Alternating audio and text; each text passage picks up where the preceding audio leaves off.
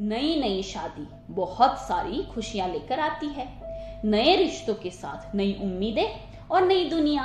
बड़ा खूबसूरत सा दुनिया। शादी के पहले 6 से 8 महीने इतने खूबसूरत और हसीन लगने लग जाते हैं कि ऐसे लगता है कि सारी कायनातों की सारी खुशियां हमारी झोली में डाला गया हो जैसे। फिर खुशी को 4 चांद लगाने के लिए आ जाते हैं प्यारे से बच्चे। बच्चा आने के बाद फिर जिंदगी बिल्कुल वैसी नहीं रहती।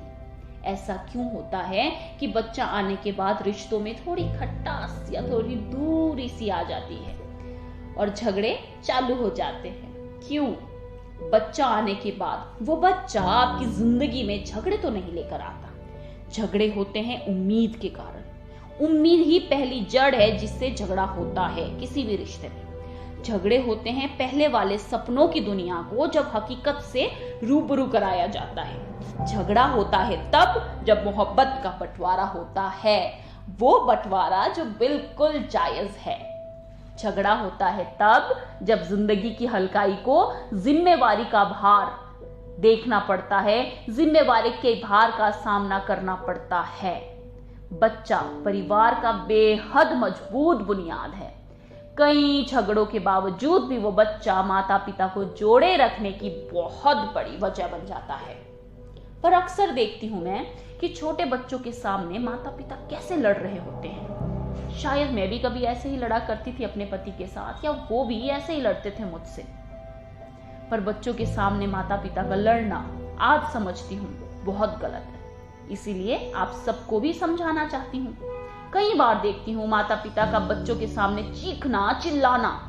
अपने बेबुनियादी और फालतू की झंझटों पर उस मासूम का मस्तिष्क में तनाव पैदा करते हैं हम। आखिर क्या कसूर होता है ना उस बच्चे का कि उसके हंसने और खेलने के समय में हम उसके सामने ही चीख रहे होते हैं, चिल्ला रहे होते हैं, हम रो रहे होते हैं। और बेचारा वो नन्ही सी जान जिसको पता ही नहीं होगा कि मुद्दा किस बात का है, वो सहम जाता है।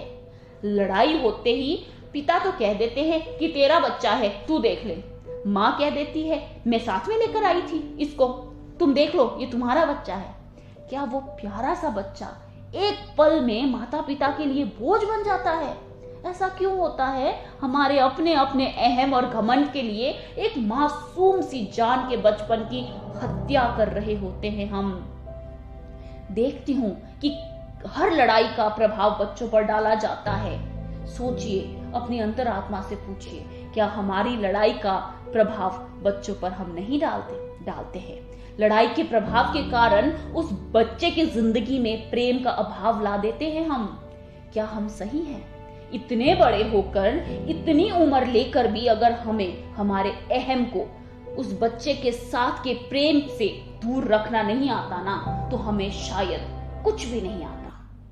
शुरू के कुछ साल बहुत मायने रखते हैं बच्चों के मस्तिष्क के विकास के लिए। बच्चा सबसे ज्यादा करीब अपनी माँ से और अपने पिता से होता है।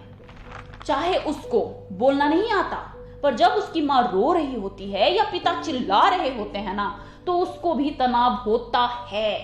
उसको लगता है कि कुछ गलत है। क्या गलत है ये वो नहीं जानता। इसीलिए कभी भी माँ रोती है ना अपने बच्चे के सामने, तो बच्चा भी रोने लग जाता है। उसका भी दिल दुखता है। उसको लगता है कि मेरी माँ क्यों रो रही है। बच्चा कोई हमारे शौक का साधन तो नहीं है ना, वो हमारी जिम्मेदारी है ना। उसके अच्छे निर्माण की जिम्मेदारी प्रकृति ने, सृष्टि ने हमको दिया है। हमारा आज का व्यवहार उसके भविष्य का निर्माण करेगा।